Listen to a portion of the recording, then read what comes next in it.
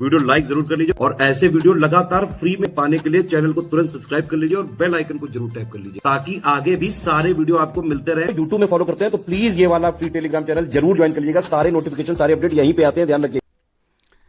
नमस्कार दोस्तों, आप सभी का स्वागत है स्टडी फॉर एग्जाम्स में। दोस्तों, इस वीडियो हम लोग एपीएस भर्ती परीक्षा 2023 के बारे में डिटेल से समझेंगे कि स्टेनोग्राफर क्या है, इसका पे स्केल कितना होता है, इसकी योग्यता कितनी होती है और स्टेनो सीखने में कितना समय लगता है। सब कुछ जो हम लोग इस वीडियो में डिटेल से जानेंगे। 10 साल बाद शुरू होगी एपीएस भर्ती।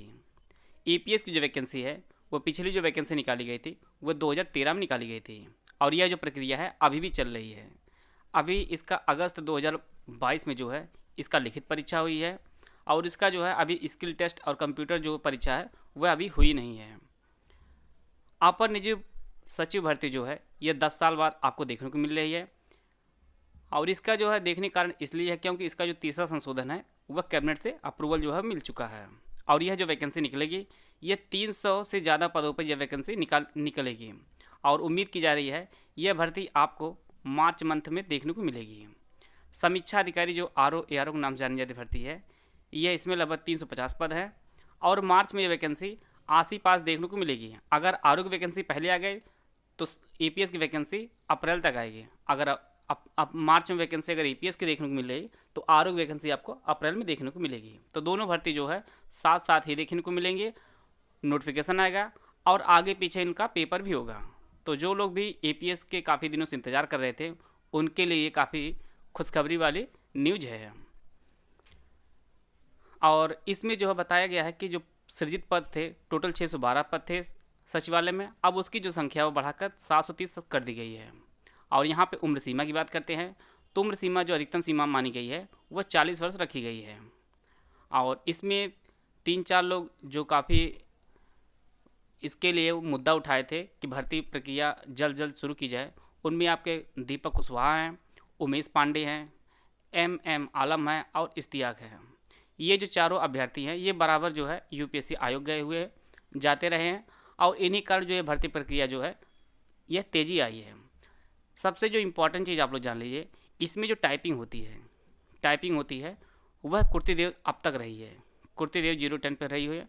अब जो प्रक्रिया जो नई आने वाली है उसके लिए जो है एप्लीकेशन डाला गया है कि इसमें 2 फॉन्ट दिए जाएँ, मंगल भी फॉन्ट दिए जाएँ। इसके लिए सचिव जी को जो है वो दिया गया है लेटर बनाकर और उन्होंने कहा कि जो नोटिफिकेशन निकलेगा उसमें आपको दोनों फॉन्ट देखने को मिलेगा, कुर्तीदेव और मंगल। आइए हम लोग नोटिफिकेशन पूरा देख लेते हैं। स्टेनो का सर्टिफिकेट की बात करते हैं। स्टेनो का कोई भी सर्टिफिकेट जो है यूपीपीएससी एपीएस में नहीं मांगा जाता है।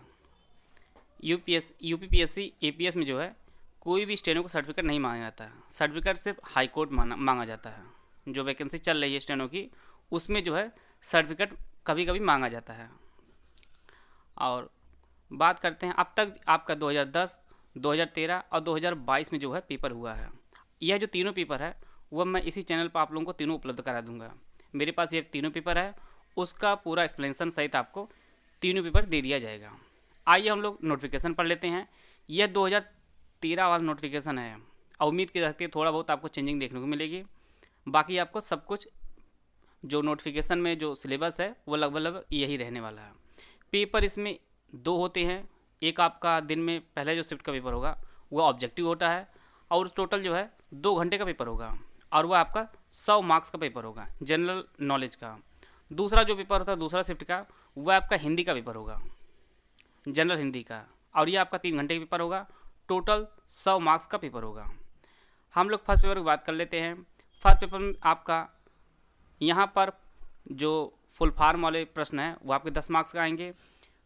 प्रसिद्ध पुस्तकें और राइटर के 10 प्रश्न आएंगे। हिस्ट्री जो एंशिएंट, मेडिवल और मॉडर्न इंडिया से संबंधित आपके 10 प्रश्न पूछे जाएंगे।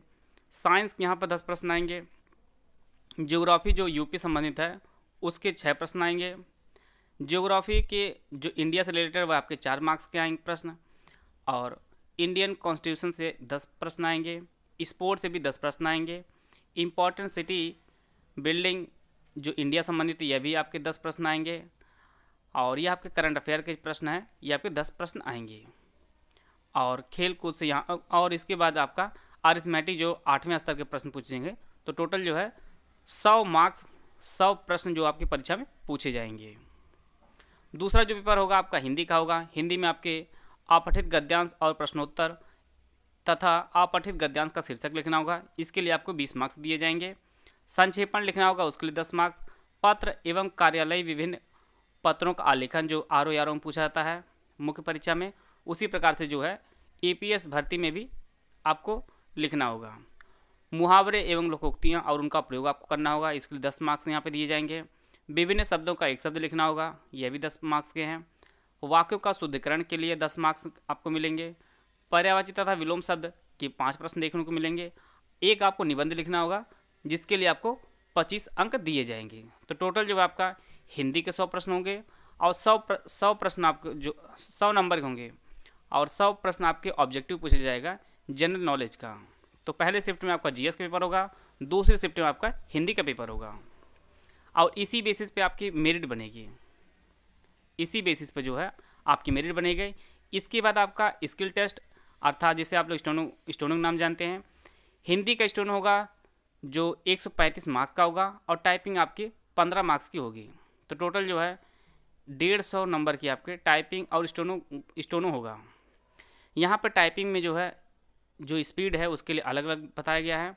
अगर आपकी टाइपिंग स्पीड 15 से 29 की तो आपको 10 मार्क्स, 30 से 34 के बीच में आपकी 11 मार्क्स, 35 से 39 है तो वो आपके 12 मार्क्स, 40 से 44 आपको 13 मार्क्स दिया जाएगा और 45 से 49 आपको 15 मार्क्स दिया जाएगा। अगर आपकी स्पीड 50 या उससे अधिक है तो उसके लिए 15 मार्क्स दिया जाएगा। अब तक जो टाइपिंग हुई है वह हमेशा कुर्सीदेव पे हुई है, कुर्सीदेव पे हुई है। अब जो टाइपिंग होगी वह टाइपराइटर पर नहीं होगी, टाइपराइटर पर नहीं होगी, ये आपके कंप्यूटर पर आपकी टाइपिंग होगी। और इसमें अभी तक कुर्सीदेव रहा है और नोटिफिकेशन आएगा तो क्लियर हो जाएगा कि कुर्सीदेव के साथ आपको मंगल भी देखने को मिलेगा, क्योंकि जो अभ्यर्थियों द्वारा जो आयोग को दिया गया है पत्र कि सर इसमें हर आयोग जो है 2-2 फॉन्ट देता है, आप भी 2-2 फॉन्ट दीजिए। तो उसके लिए उन्होंने कहा सचिव जी ने कि आपको दोनों फॉन्ट देखने को मिलेगा। बात कर लेते हैं APS के क्वालिफिकेशन के। तो APS के लिए जो क्वालिफिकेशन यहाँ पर ग्रेजुएशन रखा गया है, साथ में जो कंप्यूटर का सर्टिफिकेट होना चाहिए वह आपका CCC होना चाहिए, चाहे आपका डोएक से हो चाहे आपका NILET से हो। और यहाँ पे जो है स्टेनो का कोई भी सर्टिफिकेट आयोग द्वारा नहीं मांगा गया है। तो आपके पास सिर्फ ग्रेजुएशन होना चाहिए और आपके पास CCC होना चाहिए। APS के सिलेबस में आपका पेपर होगा, इसके साथ 80 वर्ड पर मिनट का जो है हिंदी डिक्टेशन आपको दिया जाएगा। साथ में न्यूनतम जो हिंदी की स्पीड आपको मांगी गई है वो आपकी 25 वर्ड पर मिनट की स्पीड यहाँ पर मांगी गई है। और जो 80 का डिक्टेशन बोला जाएगा वह 5 मिनट का होगा, अर्थात टोटल जो है 400 वर्ड आपको शॉर्टहैंड में लिखना होगा। और इसके लिए आपको समय दिया जाएगा जिसको आपको टाइपिंग करके आयोग को देना होगा और इसके लिए आपको 1 घंटे का समय दिया जाएगा 400 वर्ड टाइप करने के लिए। बात कर लेते हैं हम लोग स्टेनो की। अगर आप लोग सोच रहे होंगे कि स्टेनो आज से अगर शुरू करें तो क्या इसके लिए हम एलिजिबल हो पाएंगे, तो वह आपके आयोग के ऊपर निर्भर करेगा। अगर वैकेंसी काफ़ी स्पीड से शुरू करेगा तो मुश्किल हो जाएगा, क्योंकि स्टेनो सीखने में न्यूनतम अगर समय आपको लगेगा तो वो आपका 6 माह का समय आपको लगना ही लगना है। इससे कम में बहुत मुश्किल है, क्योंकि उसके बीच में आपको परीक्षा की भी तैयारी करनी होगी। तो स्टेनो के लिए कम से कम आपको 6 माह का समय लगेगा और स्पीड के लिए आपको कम से कम 2 से 3 मंथ जो है आपको स्पीड लाने में लगेगा। तो टोटल जो लगभग 8 से 9 महीने आपको लगेगा 80 की स्पीड लाने के लिए। और थोड़ा सा हम आपको लोग दिखाना चाहते हैं कि स्टेनो होता क्यों किस प्रकार का है, क्योंकि बहुत लोग जानते हैं स्टेनो होता है सिर्फ टाइपिंग कितने लोग जानते हैं कि स्टेनो होता है। मैं कई ग्रुप में देखा हूँ वहाँ पे यही सब लिखे हुए हैं कि अब स्टेनो नहीं होगा टाइपिंग होगी। तो स्टेनो अलग चीज़ होती है, टाइपिंग अलग चीज़ होगी। इसमें भी आप लोगों का टाइपिंग टेस्ट अलग होगा और आपको जो स्किल के बाद स्टेनो का जो आप लिखे रहेंगे उसको टाइपिंग अलग से आपको करनी होगी। तो जो लोग स्टेनो की तैयारी कर रहे हैं उनको मुझे बताने की ज़रूरत नहीं है, वो लोग जानते ही हैं। बाकी जो नए हैं उनके लिए जानकारी बहुत ज़रूरी है। मैं आपको कुछ दिखा रहा हूँ किस प्रकार के स्टेनो में आता है, स्टेनो में लिखना किस प्रकार से थे। मेरी टीम जीत गई है, पेड़ के मूल में पानी दो, मूसा भाग गया, वह अफीम खाकर मर गया, सेठ जी ने मीठे मीठे आम खाए। इस प्रकार का स्टेनो होता है। तो आप लोग जो लोग प्रैक्टिस किए हैं उन्हें ये चीज़ें पता हैं, और जो लोग स्टेनो के बारे में सोच रहे हैं, तो अगर आपको अपनी तैयारी शुरू करनी है तो आप लोग तुरंत लग सकते हैं इसके लिए एपीएस की, क्योंकि अभी नोटिफिकेशन आपका लगभग मार्च अप्रैल के आसपास आने को देखने को मिलेगा। इसके बाद परीक्षा कम से कम 2 मंथ का समय आयोग देगा ये, उसके बाद पेपर होने के बाद रिजल्ट जारी करेगा, उसके बाद ही आपका स्किल टेस्ट लिया जाएगा। तो कम से कम यहाँ पे 6 माह का जो समय है आपको मिलेगा ही मिलेगा। तो जो लोग एपीएस बनने के लिए सोच रहे हैं वो लोग अपने स्टेनो जो है वो शुरू कर दें। अब इसके साथ आप अपनी जो परीक्षा है उसकी भी तैयारी शुरू कर दें। जो सिलेबस दिया गया इतना छोटा सिलेबस यूपीपीएससी आयोग में जो है किसी भी परीक्षा का नहीं है, जहाँ पे आपको एक एक चीज़ यहाँ पे क्लियर की गई है। 10 पुस्तकें पूछी जाएंगी, 10 आपके फुल फॉर्म पूछे जाएंगे, साइंस से 10 प्रश्न आएंगे, ज्योग्राफी जो यूपी की आएगी, इसमें वर्ल्ड ज्योग्राफी नहीं, इसको ध्यान दीजिएगा, यहाँ पर सिर्फ ज्योग्राफी आपकी आएगी यूपी की और इंडिया की। आपका कॉन्स्टिट्यूशन से 10 प्रश्न पूछेगा, खेल जगत से आपका 10 प्रश्न देखने को मिलेगा, इसके साथ आपका करंट अफेयर 10 प्रश्न आपको देखने को मिलेगा। करंट अफेयर जो है आप लोग जनवरी माह से पढ़ना शुरू कर दीजिए, कि अगर परीक्षा आपके जुलाई अगस्त में होगी तो पूरा करंट अफेयर आपको वहीं से देखने को मिलेगा। तो जनवरी माह से आप लोग करंट अफेयर शुरू कर दीजिए, और आज ही हो सकता है स्टडी फॉर सिविल सर्विसेज का जो वीडियो आपको देखने को मिल सकता है, मंथली करंट अफेयर जनवरी का। और जो पिछले मंथ का करंट अफेयर वगैरह है वो मैं इसी वीडियो कमेंट बॉक्स में पिन कर दिया हूँ। एपीएस की ये होती है, अगर आप किसी भी मंत्री वगैरह के अगर आप एपीएस बन जाते हैं, अपर निजी सचिव बन जाते हैं, तो इसमें आपके पॉलिटिकल पावर भी आपके पास हो जाती है और प्लस ऑफिशियल पावर हो जाती है। ऑफिशियल जो पावर है वह भी आपके पास हो जाती है। तो ये काफ़ी रौलेदार पोस्ट होती है। ऐसा नहीं कि वैकेंसी एपीएस की सिर्फ यूपीपीएससी ही करा रहा, अन्य आयोग भी जो है इसकी वैकेंसी देते हैं। जैसे आपका हाई कोर्ट से भी एपीएस की वैकेंसी आती है, यूपीपीसीएल से भी वैकेंसी आती है एपीएस की, और इन सभी का जो पे स्केल होता है वो आपका 4800 पे स्केल होता है। और इलाहाबाद हाई कोर्ट से जो है स्टेनोग्राफर वैकेंसी चली रही है, और उनका जो स्किल है वह फरवरी माह में होने वाला है। तो जो लोग भी स्टेनो की तैयारी कर रहे हैं वो लोग अपनी स्किल और बेहतर कर लें, जिससे जो है एपीएस के लिए उनकी जो स्किल वगैरह है वो बहुत अच्छा हो जाए। मैं चाहता हूँ UPSC RO, BO, UPPSC prelims, BPSC सहित हमारे कई पेड ग्रुप चल रहे हैं। अगर आप इन पेड ग्रुप से जुड़ना चाहते हैं तो दिए गए नंबर पर कॉल कर जानकारी प्राप्त कर सकते हैं। यह यूपीपीएससी एपीएस 2010 का पेपर है, जिसका पेपर आयोजित किया गया था 22 सितंबर 2013 को। जैसे पैर से सिर तक, तो ये आपके वाक्यांशों के लिए शब्द था। इसी प्रकार से यहाँ पर वाक्य शुद्धि करना था, और इसके बाद आपका विलोम शब्द लिखना था हाथ से, और एक निबंध आपको 500 शब्दों में यह आपको लिखना था। यहाँ पर आपको कई विकल्प दिए गए थे, इसमें किसी एक पर आपको निबंध लिखना था। इसी प्रकार से हिंदी का पद था, जिसमें आपको संक्षेपण वगैरह करना था। और यह आपका ऑब्जेक्टिव पेपर है, ऑब्जेक्टिव पेपर, जिसमें आपका सतीश धवन अंतरिक्ष केंद्र कहाँ स्थित है, इस प्रकार जो प्रश्न आपको देखने को मिला था।